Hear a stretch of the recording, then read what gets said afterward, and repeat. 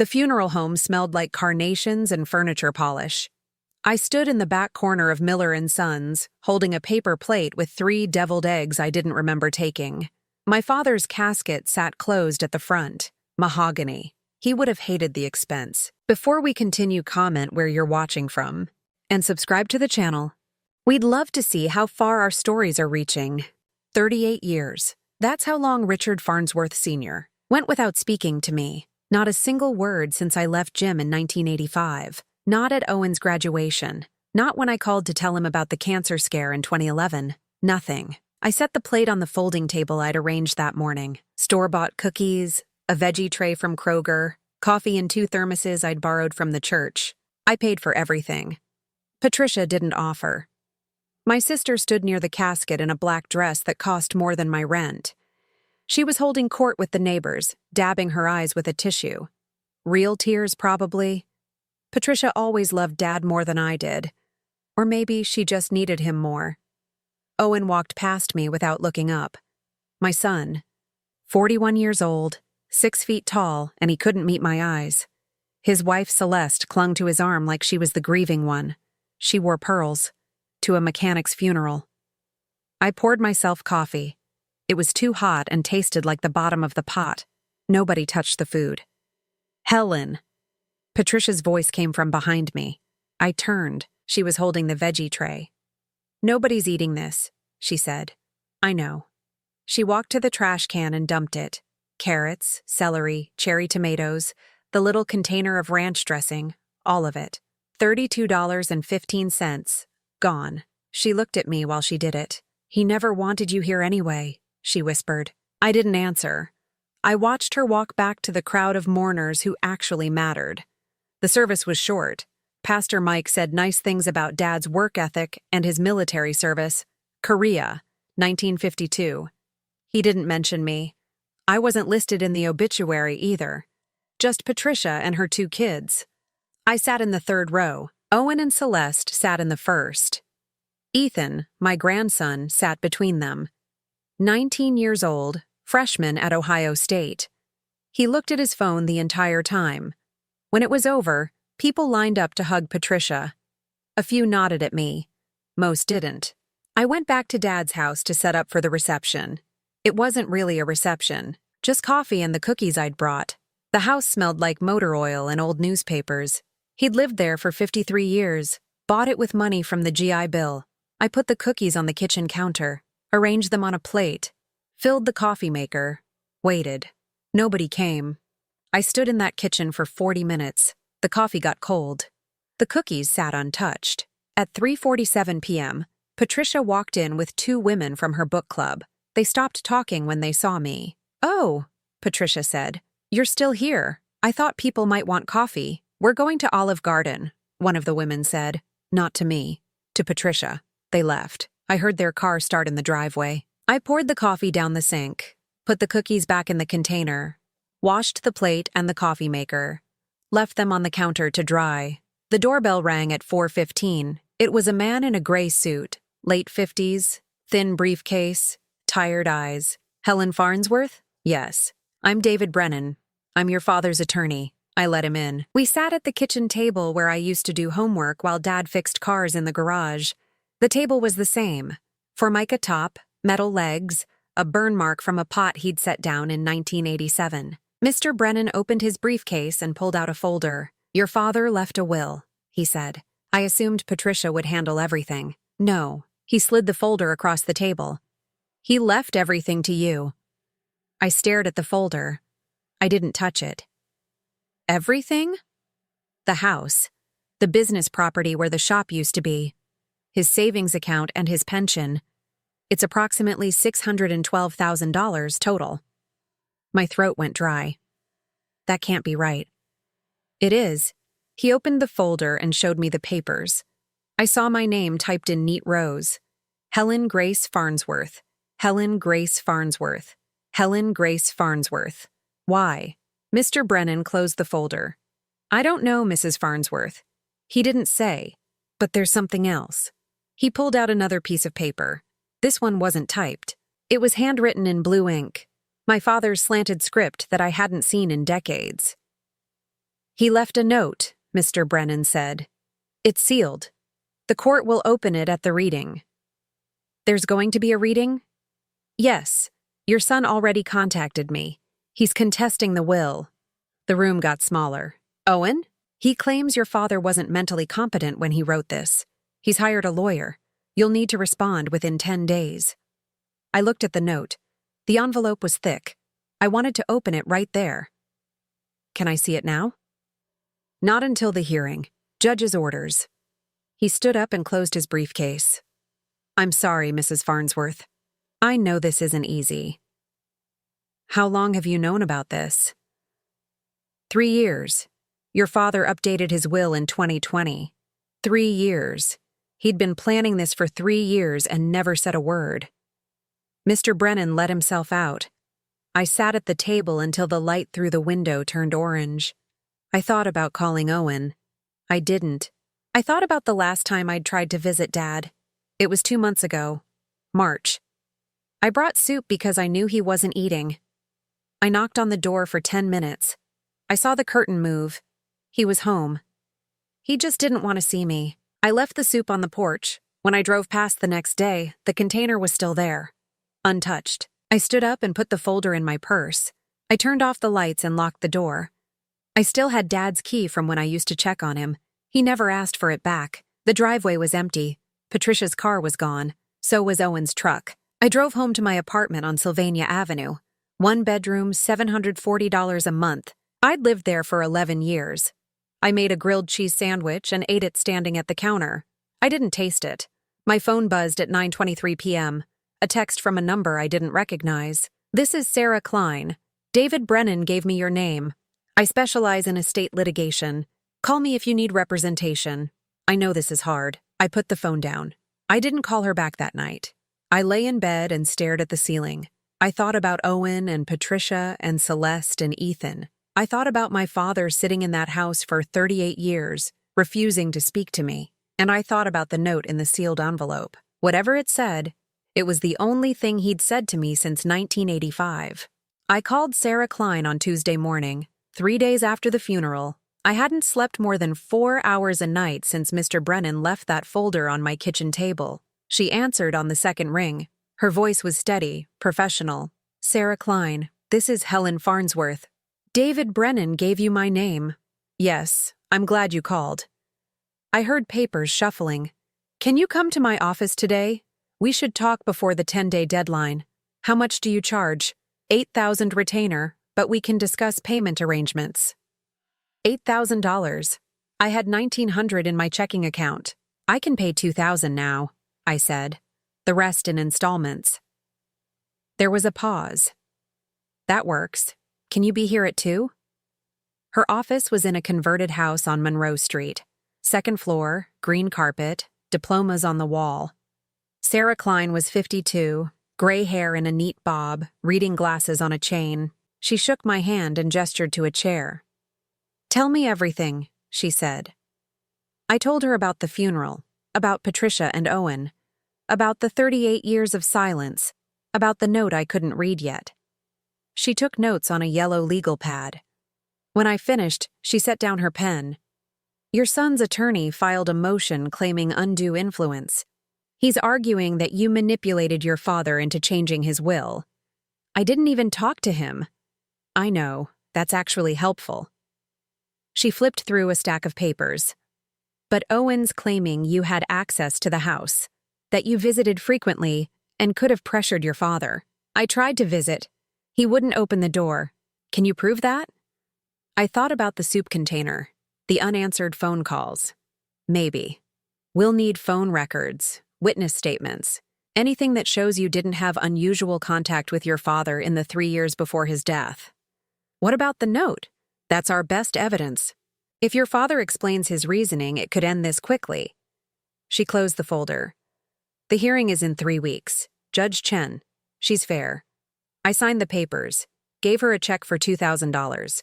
My rent was due in 12 days. Owen called that night at 7:04 p.m. I saw his name on the screen and almost didn't answer. Mom. Owen. We need to talk. Your lawyer already did that. He sighed. This doesn't have to be ugly. We can work this out. You're suing me. I'm protecting what's fair. Grandpa built that business. I'm his grandson, his only grandson.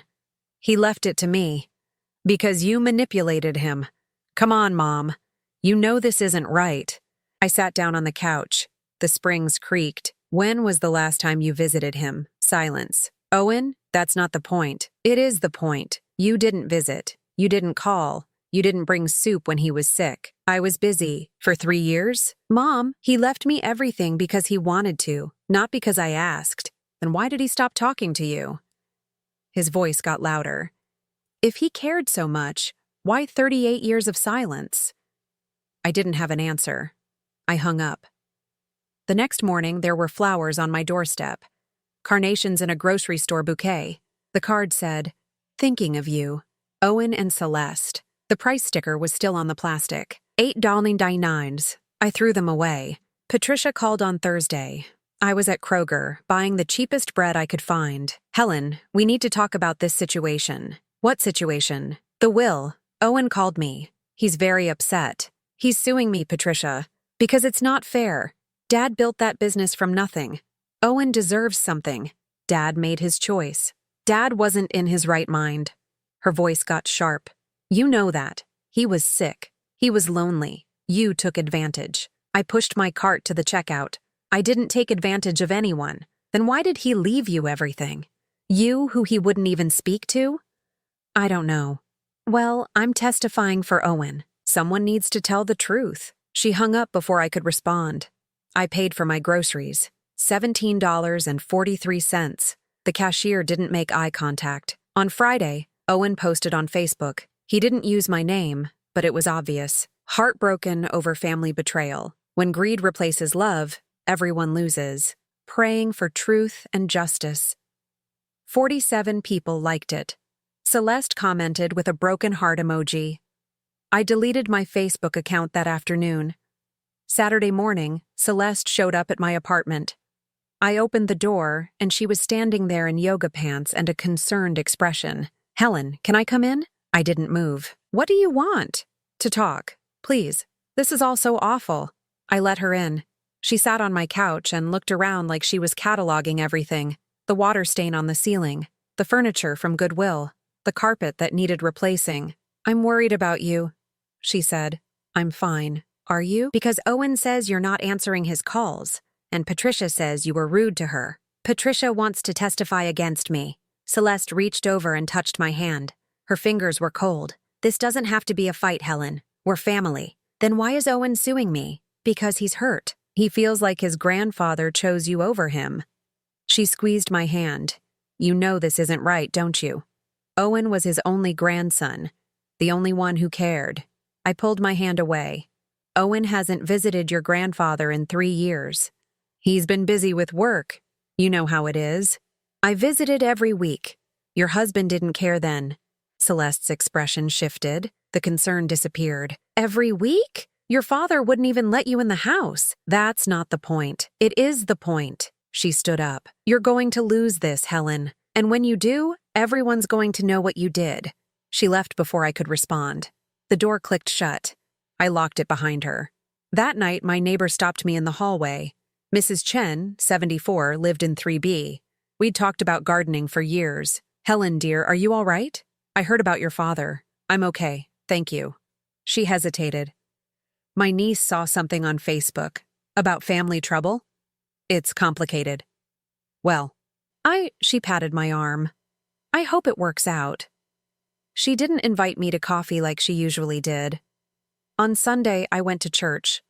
I'd been going to St. Timothy's for 11 years. I taught Sunday school. I helped with the church dinners. I knew everyone. I sat in my usual pew. People nodded at me. Nobody sat nearby. After the service, Pastor Mike found me in the parking lot. Helen, can I talk to you? Of course. He looked uncomfortable. Some people have expressed concerns about the situation with your father. What concerns?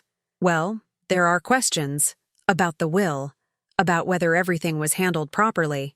It was. I'm sure it was. But people are talking. And with the lawsuit. He trailed off. Maybe it would be better if you took a break from teaching, just until things settle down. I felt something cold in my chest. You're asking me to step down? Just temporarily, for everyone's comfort. I've taught Sunday school for 7 years. I know, and you've been wonderful. But right now, with everything going on, he put his hand on my shoulder. It's for the best. I drove home and sat in my car for 20 minutes. I didn't cry. I was too angry to cry. At 11:47 p.m., my phone buzzed, a text from a number I had saved. Ethan. Grandma. Dad says you stole from Grandpa. Is that true? I stared at the message. I read it 3 times. I started to type a response. Deleted it. Started again. Deleted it again. I put the phone down and turned off the light. I didn't answer him. The next morning, I went back to Sarah Klein's office.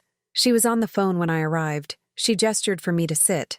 When she hung up, she looked tired. Owen's attorney requested an emergency hearing. They want to freeze the estate assets. Can they do that?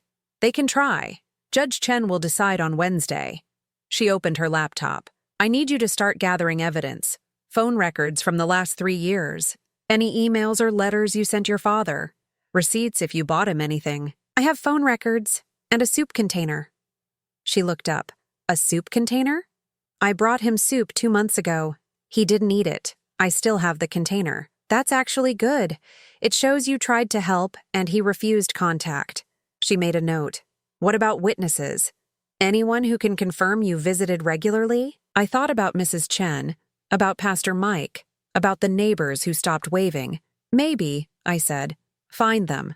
We're going to need them. On Wednesday, Judge Chen froze $340,000. The rest I could access for living expenses and legal fees. I called Sarah from the courthouse parking lot. Can I still pay you? Yes. Living expenses include legal representation. How much is left? $272,000. But Helen? She paused. This is going to get worse before it gets better. I drove home. My phone had 6 missed calls from Owen. I didn't call back. That night, I opened my father's folder again. I read through the will. I looked at my name typed over and over, and I thought about the sealed envelope with the note inside. 3 more weeks until the hearing. 3 more weeks until I'd know why he chose me. 3 more weeks of waiting. The preliminary hearing was on a Wednesday. I wore my navy dress, the one I'd bought for Owen's wedding 12 years ago. It still fit. Barely. Sarah met me outside the courthouse at 8:45 a.m. She was carrying 2 briefcases and wearing a suit that looked expensive. Ready? She asked. I wasn't, but I nodded anyway. The courtroom was smaller than I expected. Wood paneling, fluorescent lights, chairs that squeaked. Owen sat at the front table with his attorney, a man in his 30s with styled hair and a watch that caught the light. Celeste sat behind him, dabbing her eyes with a tissue. Patricia was there too. 3rd row, right side. She didn't look at me when I walked in. Judge Chen came in at 9 rod exactly. She was in her late 50s, Asian American, reading glasses perched on her nose. She looked at both attorneys and gestured for them to begin. Owen's attorney stood up. His name was Bradley Morrison. He smiled at the judge like they were old friends. Your Honor, this is a clear case of undue influence. Helen Farnsworth had unlimited access to her father's home in the final years of his life. During that time, Mr. Farnsworth changed his will to leave everything to her, cutting out his grandson entirely. Sarah stood. Your Honor, Mrs. Farnsworth had no unusual contact with her father. In fact, he refused to see her for 38 years. Then how did she influence him? Morrison asked. She didn't. Then why did he leave her everything? Judge Chen held up her hand. Save it for the full hearing. Right now, I'm only deciding on the asset freeze. She looked at Sarah. What are your client's current financial circumstances? She has $1,800 in her personal account. Her rent is $740 a month. And the estate, $612,000, minus legal fees already incurred. Judge Chen made a note. I'm maintaining the freeze on $340,000 until the hearing. The remainder can be accessed for reasonable living expenses and legal representation. She looked at me. Mrs. Farnsworth, do you understand? Yes, Your Honor. Good. Full hearing is scheduled for February 7th. 3 weeks from today. She banged her gavel. We're done. Morrison stood up.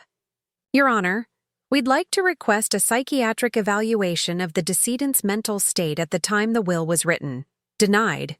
He's dead. You can't evaluate a dead man. Judge Chen gathered her papers. February 7th. Don't be late. We left through the side door. Sarah walked fast. I had to jog to keep up. That was good, she said. Chen didn't give them everything they wanted. They still froze the money. Only half. It could have been worse. We stopped at her car. She unlocked it and threw her briefcases in the back seat. Helen, I need you to do something. What? Find people who saw you try to visit your father. Neighbors, mail carriers. Anyone who can testify that he refused contact. What about Ethan? She paused. Your grandson? He texted me, asked if I stole from his grandfather. What did you say? Nothing. I didn't answer. Sarah closed the car door. Don't contact him. Not until after the hearing. Morrison will twist it into witness tampering. He's my grandson.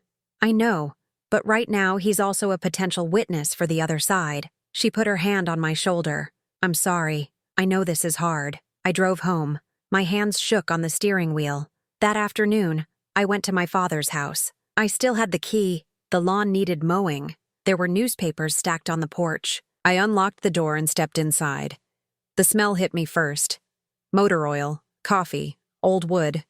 The house smelled like my childhood. I walked through the living room. His recliner was still there, the leather cracked and faded. The TV remote sat on the armrest. I picked it up. It was warm, like he'd just been holding it. In the kitchen, I opened the refrigerator. Expired milk, half a sandwich, 3 cans of Ensure. I threw everything away. The trash can was full of frozen dinner boxes, Salisbury steak, turkey and gravy, meatloaf. He'd been eating alone for years. I went upstairs to his bedroom. The bed was made. Military corners, tight and neat. There was a picture on the nightstand. Me, Patricia, and Dad. I was 7. Patricia was 10. We were standing in front of the house. Dad had his hands on our shoulders. I picked up the picture. The frame was dusty except where his fingers had touched it. I sat on the bed and cried for the first time since the funeral. When I was done, I washed my face in his bathroom. I used the same sink where he'd taught me to brush my teeth. The same mirror where I'd practiced putting on makeup before prom. I went back downstairs and looked through his mail. Bills, junk. A letter from the VA about his pension, and a phone bill. I opened it. There were pages of calls. Most of them were to the same number. I pulled out my phone and checked. It was my number. 47 calls in 3 months, none of them longer than 30 seconds. He'd been calling and hanging up. I folded the phone bill and put it in my purse. On the way out, I saw the cemetery map on the kitchen counter. There was a red circle around plot 247, Dad's plot. Someone had written Fresh Flowers Weekly in his handwriting. I drove to Riverside Cemetery. It took me 20 minutes to find plot 247. It was in the old section, under a maple tree. There were flowers on the grave, fresh ones, roses in a crystal vase. Expensive. I bent down to read the card, to the only daughter who cared, Patricia. The price tag was still attached, $65 from Kroger. I looked at the grave marker, Richard James Farnsworth, 1936-2024, beloved father and grandfather. I'd brought flowers too, daisies from my garden. They'd cost me nothing but time. I set them next to Patricia's roses. They looked small and cheap. I sat on the grass. It was cold and damp. I didn't care. I don't understand, I said out loud. Why wouldn't you just talk to me? The wind moved through the maple tree. Nobody answered. I stayed there for an hour, maybe longer. When I left, my knees hurt and my hands were numb. That night, I tried to call Ethan. Sarah had said not to, but I couldn't help it. I needed to hear his voice. The call went straight to voicemail. I hung up without leaving a message. I tried again at 9 p.m. Voicemail. At 9:30, I sent a text. Ethan, it's Grandma. Can we talk? 3 dots appeared, then disappeared, then appeared again. Nothing. At 10 bow, I drove to Owen's house. The lights were on. I could see Celeste in the kitchen window. She was laughing at something. I parked across the street and watched. Owen walked through the living room carrying a beer. Ethan followed him, looking at his phone. I wanted to knock on the door. I wanted to tell Ethan that I didn't steal anything, that I'd never hurt his great-grandfather, that I loved him. But I sat in my car and did nothing. At 10:47, the living room lights went off. I waited 15 more minutes. Then I drove home. My apartment felt smaller than usual. The walls were too close. The ceiling was too low. I made tea and let it get cold. I turned on the TV and didn't watch it. I opened a book and didn't read it. At midnight, I got into bed and stared at the ceiling. I thought about the phone bill, about Dad calling and hanging up, about the picture frame with fingerprints on it, about 38 years of silence that maybe wasn't silence at all. The next morning, there was an envelope under my door. No stamp. Hand delivered. I opened it. Inside was a single piece of notebook paper. The handwriting was Owen's. "Mom, please drop this. We can split everything 50-50. I'll even let you keep the house. But if you fight this, you'll lose. And everyone will know what you did. Think about it. Owen." I read it 3 times. Then I tore it into small pieces and threw them away. Sarah called at 10:15. "I have news. I found something in your father's financial records." "What?" "Your father made 14 transfers to Owen over the last 12 years. They total $89,000. My breath caught. 89,000? Yes, all labeled as gifts. 5,000 here, 7,000 there. The largest was 12,000 in 2019. Owen never mentioned that. I didn't think he would. I heard papers rustling. This changes things, Helen. If Owen was receiving money from your father while ignoring him, it undermines his claim that he was the caring grandson. Can we use it?" "Absolutely. I'm submitting it as evidence today." I hung up and sat down. $89,000. Owen had taken $89,000 and never said thank you. Never visited. Never called. I thought about the soup I'd brought, the unanswered calls, the closed curtains, and I thought about my father writing checks while sitting alone in that house. That afternoon, I got a Facebook message. It was from someone I didn't know, Jennifer Hartley. "Hi, Helen. You don't know me, but I'm friends with Patricia. I heard about what's happening with your father's estate. I just want you to know that some of us see through it. Good luck," I started to reply. Then I stopped. I didn't know if it was real or if it was someone collecting evidence. I deleted the message and shut off my phone. The next 3 days blurred together. I went to work. I came home. I didn't sleep much. On Sunday, I didn't go to church. On Monday, my landlord called. "Helen, your rent is due tomorrow." "I know. I'll have it." "I hate to do this, but with everything going on, maybe you should think about finding a cosigner, just in case." "In case of what?" He didn't answer directly. "People are talking. I have to protect my property." I paid the rent the next morning, $740. I had $437 left. That night, I sat at my kitchen table and made a list of everyone who might testify for me. Mrs. Chen from 3B. Maybe. The mailman who'd seen me at Dad's house. Maybe. Pastor Mike. Probably not. I crossed out most of the names. At the bottom of the page, I wrote, Ethan. Then I crossed it out too. Sarah called me on Thursday morning, 10 days before the hearing. I was drinking instant coffee and staring at my bank statement. $437. "Helen, can you come to my office? I found something." "What?" "Not on the phone. Can you be here in an hour?" I was there in 40 minutes. Sarah's office looked different.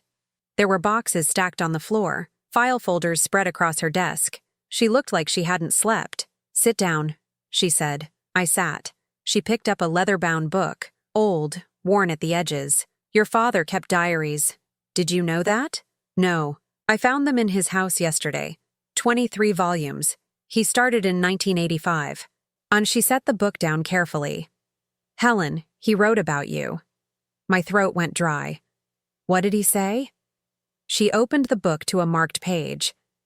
"This is from March 14th, 2019. Helen called again. I didn't answer. I never do. But I listened to the message 3 times.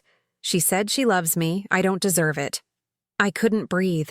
Sarah turned to another page. June 2nd, 2020. Saw Helen at the grocery store. She pretended not to see me. I'm grateful. I wouldn't know what to say. 35 years and I still don't know what to say. Why are you showing me this? Because it proves you didn't manipulate him. He was lucid. He was aware. And he felt guilty. She closed the diary. But there's more. She opened another book. Newer. The leather less worn. This is from last year. December 18th, 2023. Owen called. Needs money again. $12,000 this time. Said it's for Ethan's tuition. I know it's not. I saw Celeste's new car last week, but I'll send it anyway. At least he calls. I stared at the page. 12,000? It gets worse. She pulled out a spreadsheet. I went through all the diaries and cross-referenced his bank statements. Owen asked your father for money 14 times in 12 years. Your father documented every request. She slid the paper across the desk. I read the entries. March 2012, $5,000. Car repairs. August 2013, $7,500. Home improvement. January 2015, $8,200. Medical bills. June 2016, $4,800. Owen's birthday, he said. On and on. The last entry was from December 2023, $12,000 for Ethan's tuition. $89,000 total, Sarah said. Your father kept every receipt, every check stub, every text message Owen sent asking for money. Did Owen ever pay him back? No. She pulled out another folder. And your father knew. Look at this entry from March 2020. She read aloud. Owen hasn't visited in 7 months. I sent him $5,000 in January. He said thank you in a text. 2 words. That's what I get for $5,000. 2 words. I felt something cold settle in my chest. Can we use this? Absolutely. It destroys Owen's credibility. He can't claim he was the caring grandson when he was using your father as an ATM. What about Patricia? Sarah flipped through another diary. He mentions her too, not as often. But here, she pointed to an entry. November 2018. Patricia called, asked if I'm leaving anything to Helen in the will, said it wouldn't be fair since Helen never comes around. I didn't tell her that Helen tries every week. Patricia wouldn't believe me anyway. She knew I was trying to visit? Your father thought she knew, but he also thought she chose not to believe it. Sarah closed the diary. He was protecting you, Helen, in his own way. By not talking to me for 38 years? I don't know why he did that, but the last entry might explain it. She opened the newest diary, the last page. The handwriting was shaky. January 10th, 2024, 3 weeks before he died. Sarah's voice got quiet. I'm leaving everything to Helen. Sarah Klein is handling it. I should tell her myself, but I can't. I don't know how. I blamed her for leaving Jim. I said terrible things. She doesn't remember because she was too young, but I do. I called her weak. I said she was abandoning her family. And then Jim told me what he did to her. Patricia knew. She'd known for months. Neither of them told me. By the time I found out, it was too late. Helen wouldn't take my calls. I don't blame her. This will is the only apology I can give, the only thing I have left to say. The room was silent. I could hear the clock ticking on the wall. What did Jim do to me? My voice didn't sound like mine. Sarah closed the diary. I don't know. Your father doesn't say. But it was bad enough that he felt guilty for 38 years. I stood up. My legs felt unsteady. I need air.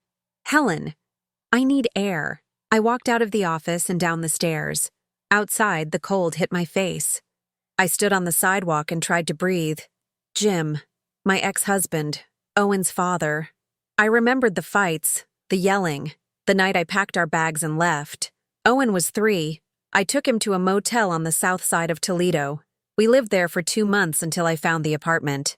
I remembered calling my father, begging him to help. He said I'd made my choice. He said I needed to fix my own mistakes. He hung up on me. I didn't call again. I walked back inside. Sarah was standing in the hallway. I'm sorry, she said. Don't be. I wiped my eyes. Can we use the diaries? Yes. All of them. Good. I took a breath. What else do we need? She looked surprised. You're sure you want to keep going? Owen is trying to take everything Dad left me. Everything he felt guilty enough to leave me. Yes, I'm sure. Sarah nodded slowly. Okay. Then we go aggressive. We submit the diaries as evidence. We expose every dollar Owen took. We make him look like what he is. What's that? A liar. We went back to her office. She pulled out a legal pad. Here's what we're going to do. We file a motion to admit the diaries. We subpoena Owen's bank records for the last 12 years. We prove he took the money and never paid it back. Will the judge allow it? Chen? She'll love it. She hates people who waste the court's time with frivolous lawsuits. Sarah made notes. And there's one more thing. What? The note. The sealed envelope. I petitioned to have it opened early. Chen approved it this morning. My heart stopped. When? Tomorrow, 10 a.m., in her chambers. I couldn't sleep that night. I lay in bed and thought about the diaries, about my father writing in them every night, about him listening to my voicemails 3 times, about him feeling guilty for 38 years. At 9:45 the next morning, I met Sarah outside Judge Chen's chambers. Owen was there with Morrison. Celeste wasn't. Patricia wasn't either. Owen looked at me. I looked back. He was the first to look away. Judge Chen opened the door at 10-odd hour exactly. Come in? Her chambers were small, bookshelves on every wall, a desk covered in files. She sat down and gestured for us to do the same. I've reviewed Mrs. Klein's petition. I'm going to open the envelope now. She pulled out a letter opener. The contents will be read aloud. Understood? Everyone nodded. She opened the envelope carefully. Inside was a single piece of paper, folded in half. She unfolded it and began to read. To whoever is reading this, probably a judge, maybe my daughters. I'm writing this because I need to explain. Helen is getting everything because I failed her. I said terrible things to her when she left Jim. I called her weak. I said she was abandoning her son. I didn't know Jim was hitting her. Patricia knew. She saw the bruises. She didn't tell me. When I found out, I tried to help. I paid for her divorce lawyer. I tried to get custody of Owen so she could get away. The court said no. I kept trying. I kept paying. But I never told Helen. I was too ashamed. I blamed her for something that wasn't her fault. She called me every week for 38 years.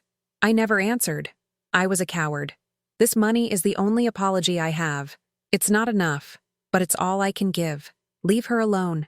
She deserves peace. Richard Farnsworth, January 15th, 2024. The room was completely silent.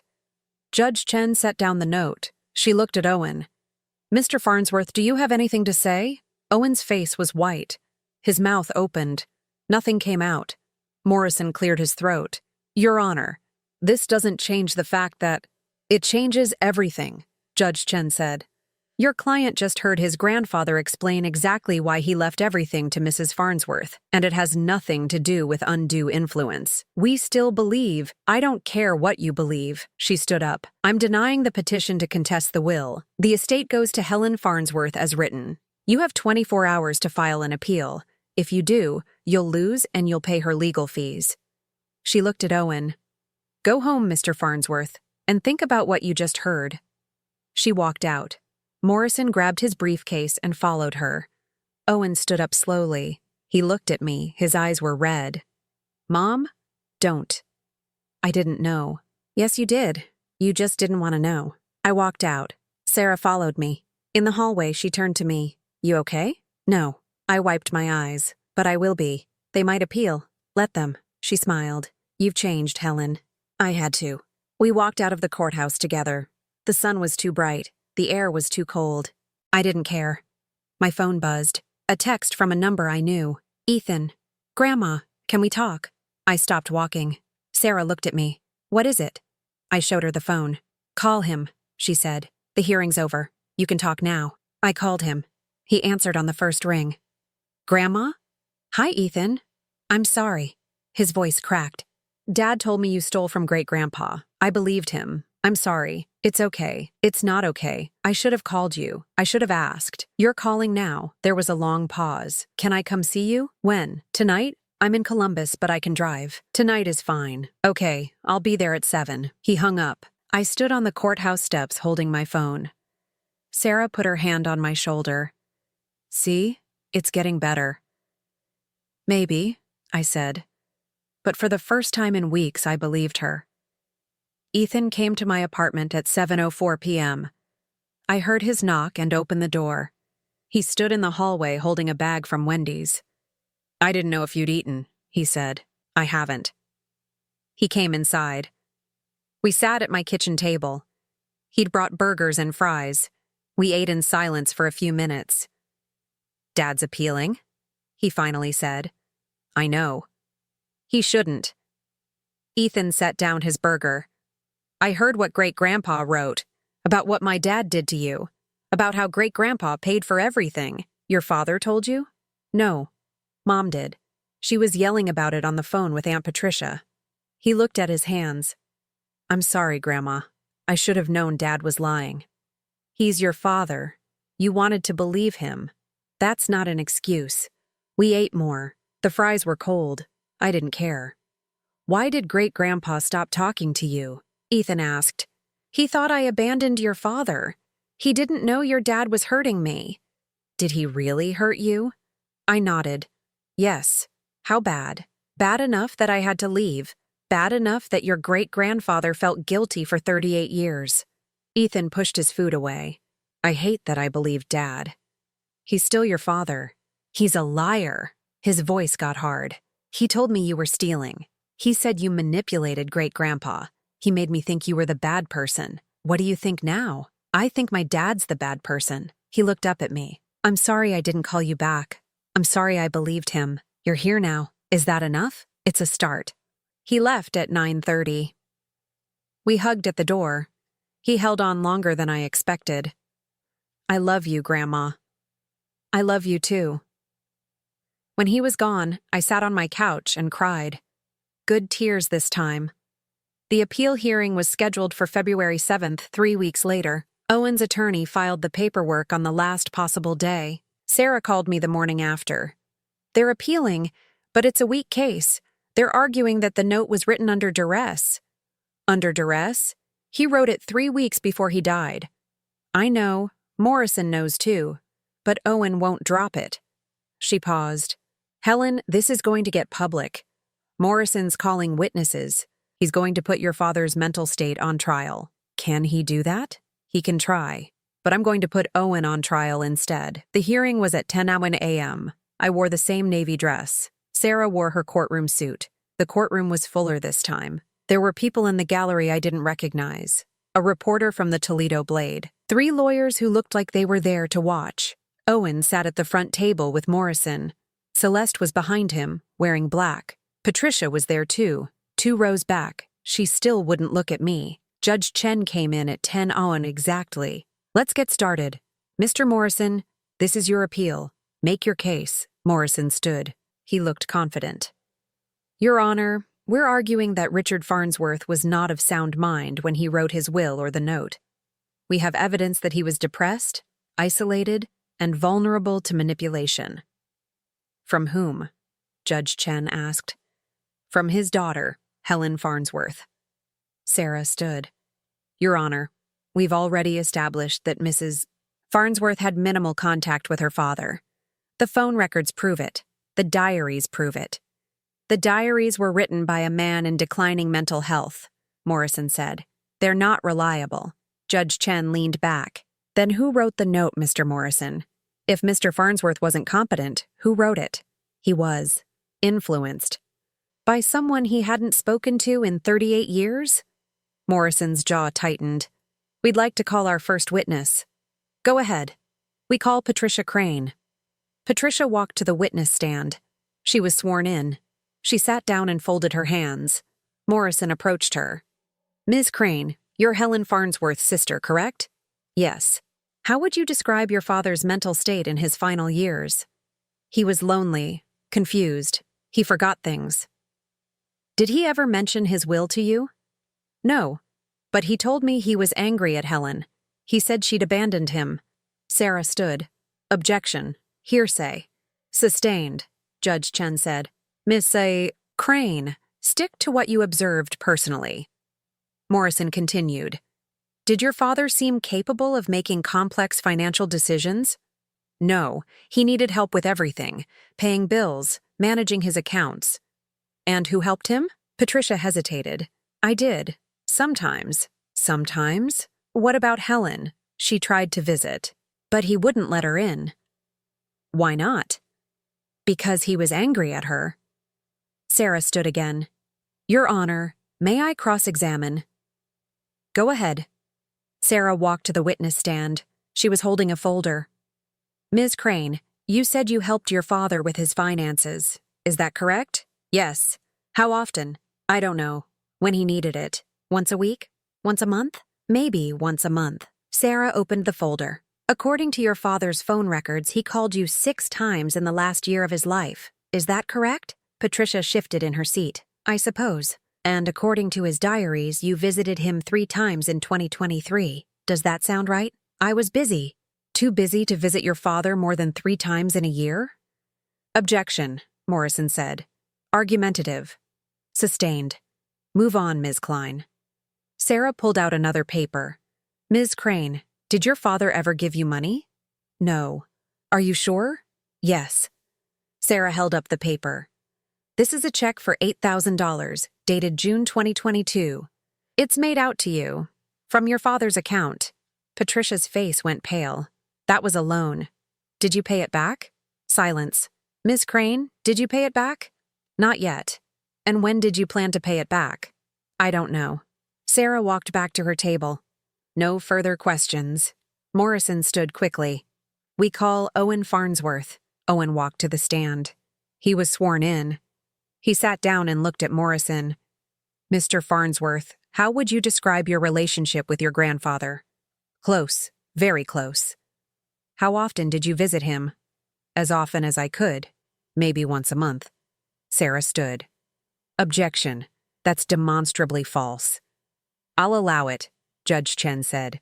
But you'll get your turn, Ms. Klein. Morrison continued. Did your grandfather ever discuss his will with you? No, but I assumed he'd leave me something. I'm his only grandson. Did you know he was leaving everything to your mother? Not until after he died. It was a shock. Why? Because she didn't even talk to him. She abandoned him. Sarah stood again. Objection. The witness is mischaracterizing the facts. Sustained. Mr. Farnsworth, answer the questions you're asked. Morrison finished quickly. No further questions. Sarah stood. She picked up a stack of papers and walked to the witness stand. Mr. Farnsworth, you said you visited your grandfather once a month. Is that correct? Yes. According to your grandfather's diaries, you visited him 4 times in the last 3 years. Not once a month. 4 times total. She held up the diary. Do you want to revise your statement? Owen's face flushed. I was busy with work. Too busy to see your grandfather? Yes. But not too busy to ask him for money? Owen froze. What? Sarah pulled out the spreadsheet. According to his bank records, you asked your grandfather for money 14 times between 2012 and 2023. Is that correct? Those were loans. Did you pay them back? Some of them. Which ones? Owen didn't answer. Sarah held up the spreadsheet. Your grandfather documented every request, every check, every dollar. The total is $89,000. Did you pay any of it back? I intended to. That's not what I asked. No. Owen's voice was barely audible. I didn't pay it back. But you told him you would? Yes. So you lied to him. Objection. Morrison stood, badgering the witness. Overruled. Answer the question, Mr. Farnsworth. Owen looked at the floor. I didn't think of it as lying. What did you think of it as? Family helping family. Sarah walked back to her table. She picked up another paper. In December 2023, you asked your grandfather for $12,000. You said it was for your son's tuition. Is that correct? Yes. But your son's tuition is covered by scholarships, isn't it? Owen didn't answer. Mr. Farnsworth? I needed the money for other things. What things? Bills. Sarah held up the paper. According to this credit card statement, you spent $4,000 at a resort in Sandusky 2 weeks after your grandfather sent you the money. Is that a bill? The courtroom was silent. Owen's face was red. That was. We needed a break. A break from what? Visiting your grandfather? Morrison stood. Objection. Sustained. Ms. Klein, wrap it up. Sarah looked at Owen. Your grandfather wrote in his diary that you thanked him with 2 words in a text message. For $5,000. 2 words. Do you remember what you wrote? Owen's hands were shaking. I don't remember. You wrote, thanks, Grandpa. Lowercase. No punctuation. 2 words. She set down the diary. No further questions. Owen walked back to his seat. He didn't look at anyone. Judge Chen reviewed her notes. Mr. Morrison, do you have any other witnesses? No, Your Honor. Then I've heard enough. She set down her pen. The appeal is denied. The will stands as written. Mr. Farnsworth, you're going to pay Mrs. Farnsworth's legal fees. That's $31,400. You have 90 days. Morrison stood. Your Honor, we're done here. Judge Chen stood up. Mrs. Farnsworth, the estate is yours. I'm sorry for what you've been through. She left. The courtroom started to empty. Owen sat at the table with his head in his hands. Celeste stood up and walked out without looking at him. Patricia followed her. I walked past Owen. He grabbed my arm. Mom. I stopped. I believed them, he said. His voice was shaking. Celeste and Aunt Patricia. They said you were stealing. I believed them. You wanted to believe them, Owen. That's different. I'm sorry. I looked at him. His eyes were red. He looked smaller than I remembered. I know, I said. Can you forgive me? I don't know yet. I walked out. Sarah was waiting in the hallway. You did it, she said. We did it. What are you going to do now? I thought about my father's house, about the diaries stacked in boxes, about the note he'd written 3 weeks before he died. I'm going to go home, I said, and figure out what comes next. The estate transferred to my name on February 21st. Sarah called me at 9 a.m. with the news. It's done. The house, the property, the accounts, all yours. I sat down on my couch. What about Owen's legal fees? He has 90 days to pay. If he doesn't, we can put a lien on his house. I don't want his house. I know, but it's leverage. I hung up and stared at my apartment. 1 bedroom, water-stained ceiling, carpet that smelled like decades of other people's lives. I'd lived here for 11 years. I didn't have to anymore. That afternoon, I went to my father's house. I unlocked the door and walked through every room. The kitchen where I'd done homework, the living room where we'd watched TV, the bedroom where he'd slept for 53 years. I went up to the attic. There were boxes stacked against the walls. I opened one. Inside were report cards, mine and Patricia's. All of them saved. I opened another box. Birthday cards, Christmas cards, cards I'd sent him every year for 38 years. He'd kept every single one. In the bottom of the box was a photograph. Me at 7 years old, gap-toothed and smiling. On the back in his handwriting, my Helen, 1972. I sat on the attic floor and cried. When I was done, I called a real estate agent. Her name was Linda Chen, no relation to the judge. She came to the house that afternoon. It needs work, she said, walking through the living room. New carpet, fresh paint, but the bones are good. I can get you $240,000. How long will it take? A month? Maybe 2? Do it. I listed the business property separately. The auto shop had been closed since 2015, but the lot was worth something. A developer bought it for $90,000. Cash. I put both checks in my new account, $330,000. Plus the $272,000 from Dad's savings, $602,000 total. I sat in the bank parking lot and stared at the receipt. My phone rang. Owen. I almost didn't answer. Mom. Owen. Can we talk? In person? Why? Please, I need to. I need to say something. We met at the Starbucks on Reynolds Road. He was already there when I arrived, sitting at a corner table with 2 coffees. I got you a latte, he said. 2 sugars, like you used to drink. I sat down. The coffee was too sweet. I drank it anyway. Owen looked older. There were lines around his eyes I hadn't noticed before. His hands shook when he picked up his cup. Celeste left me, he said. I'm sorry. Don't be. She was only there for the money. He set down his coffee. She filed for divorce 3 days after the hearing. She wants half of everything. How much is everything? Not much anymore. He laughed, but it wasn't a happy sound. I took out a second mortgage last year to pay for Celeste's car, and the trip to Sandusky, and about a dozen other things I can't even remember. What about the $31,000 you owe me? I don't have it. Not right now. He looked at me. I can pay in installments, $500 a month, maybe more if I pick up extra work. That'll take you 5 years? I know. He rubbed his face. I'm sorry, Mom, for all of it, for believing Celeste, for suing you, for taking Grandpa's money and never visiting him.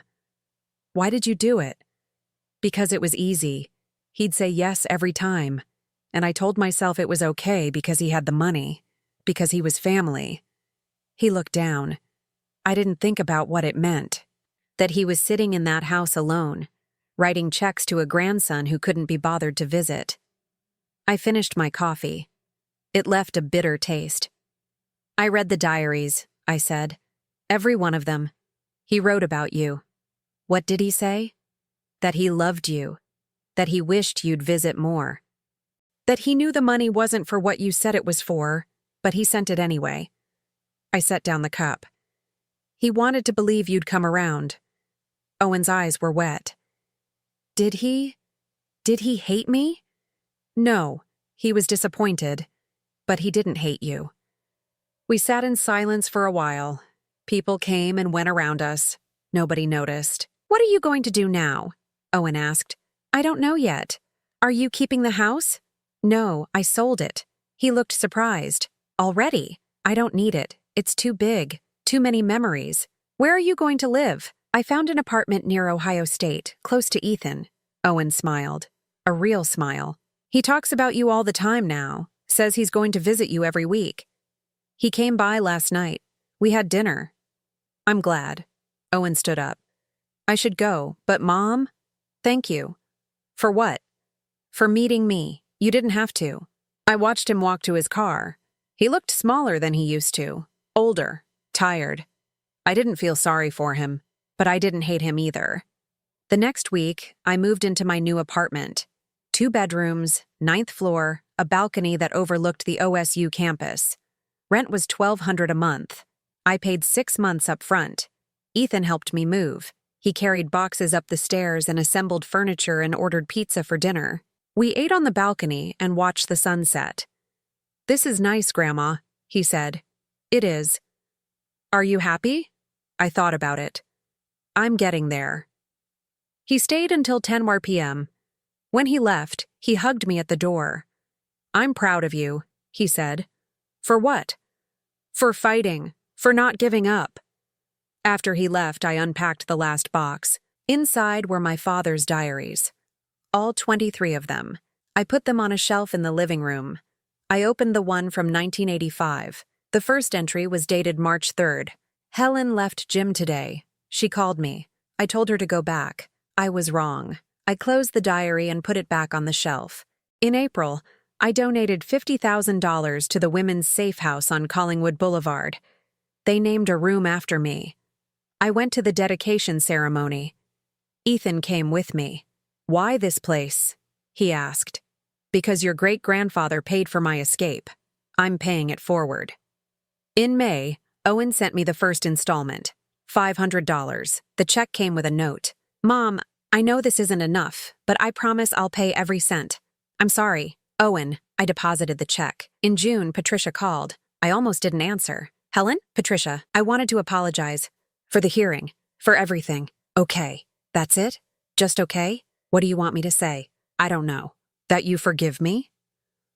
I don't forgive you yet. Maybe someday. She didn't call again. In July, I started volunteering at the library, 2 days a week. I read to kids in the children's section. One of them asked me why I had gray hair. I told her I'd earned every strand. In August, Owen called. Mom, can I take you to dinner? Why? Because I want to. No strings. We went to Marie's Scrambler on Bancroft. We ordered eggs and bacon and toast. We talked about Ethan, about Owen's job, about the weather. We didn't talk about the money or the lawsuit or Dad. When the check came, Owen reached for it. I grabbed it first. I've got it, I said. Mom, I've got it. I paid. We walked to the parking lot. Owen stopped by his truck. Can I ask you something? He said. Okay. Why did you fight so hard? You could have split it with me. You would have still had plenty. Because it wasn't about the money. Then what was it about?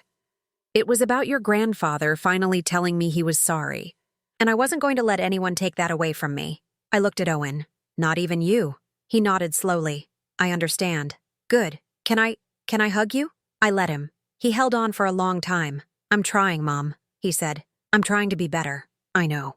We started meeting once a month after that. Sometimes at Marie's. Sometimes at the park. We walked and talked. We didn't fix everything, but we were trying. In September, I went to Dad's grave. The grass had grown over the plot. Someone had left flowers. Fresh ones. Daisies. There was a card. From Ethan. I sat on the grass. The maple tree above me was starting to turn gold. I read your diaries, I said out loud. All of them. I know you were trying to help. I know you felt guilty. I know you loved me. I paused. I forgive you. The wind moved through the tree. I stayed there for an hour. When I left, I felt lighter. In October, Ethan came over for Sunday dinner. I made pot roast. He brought wine. Grandma, can I ask you something? Of course. Why did Great-Grandpa stop talking to you? I set down my fork. He blamed me for leaving your father. He didn't know your father was hurting me. By the time he found out, he was too ashamed to apologize. So he just didn't talk to you. He didn't use words, but he was there, in his own way. Ethan thought about that. I don't understand. You will someday. On November 5th, 2024, I woke up in my apartment and made coffee. I sat on the balcony and watched the students walk to class. The air was cold. The sky was clear. My phone buzzed. A text from Owen. Morning, Mom. Coffee soon? I smiled. Next week. Tuesday? Perfect. I set down my phone. I thought about my father sitting in his house for 38 years. About the diaries he wrote. About the note he left. About the inheritance that wasn't really about money at all. I'd spent most of my life waiting for him to say he was sorry. And when he finally did, he gave me everything. The house was gone. The business was sold. The money was in the bank. But what I really inherited was freedom. From guilt. From shame. From waiting. I finished my coffee and went inside. I had a life to live, and for the first time in 38 years, I was ready to live it.